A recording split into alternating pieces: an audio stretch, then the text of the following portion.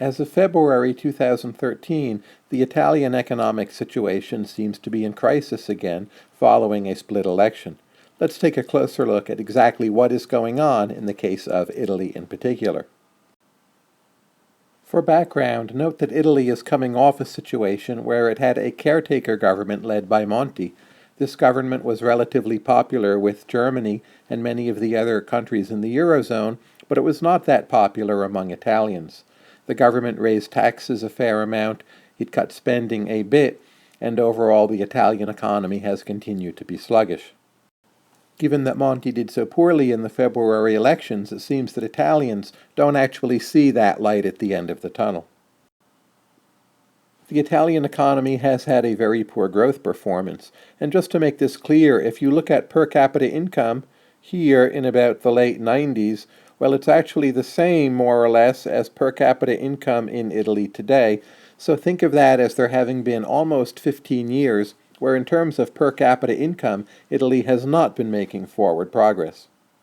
If you look at the longer-term picture, from the 1960s through the 1980s, Italy was overall a country with a good record in terms of economic growth, yet something has gone wrong. Slow economic growth and poor demographics and continued government spending has meant that Italy now has a debt-to-GDP ratio which many consider untenable that is right now about 120%. As a very rough rule of thumb, Rogoff and Reinhardt suggest that debt becomes a serious problem at about 90%, so Italy is now well past that point. Italy is also having export problems, and in part that stems from relatively high real Italian wages. Here are unit labor costs for a number of Eurozone countries. If we look at the blue line here, that is Germany, and you can see that those unit labor costs are well below those of Spain, France, and Italy, and that is one reason why German exports have done so well. If you look at Spain, the red line, you see unit labor costs rising, but then falling quite a bit, so Spanish export performance actually during the crisis has seen some recovery. But if you look at the line for Italy, the purple line, those unit labor costs are basically still going up, as is the case with France, the green line, and thus Italy and France share a common problem that they do not have their labor costs under control for export markets.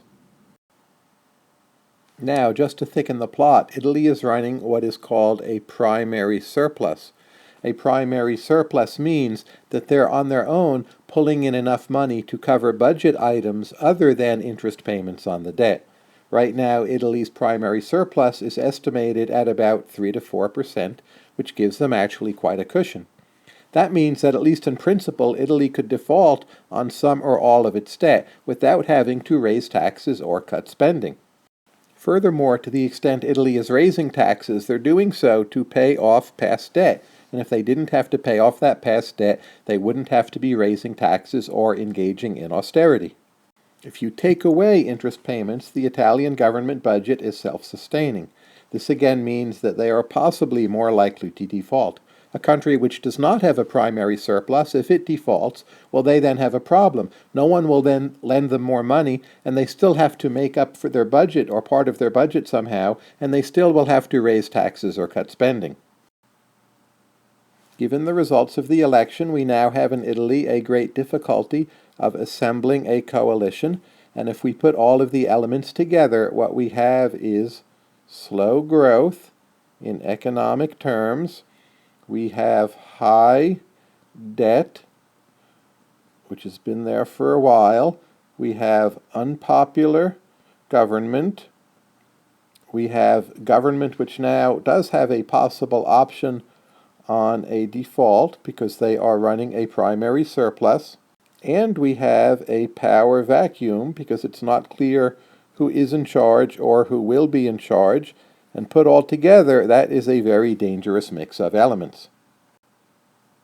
The next question, it seems, is what will the European Central Bank do? As you'll see later in this class, there's a program called Outright Monetary Transactions, through which the ECB promises to monetize the debts of troubled nations.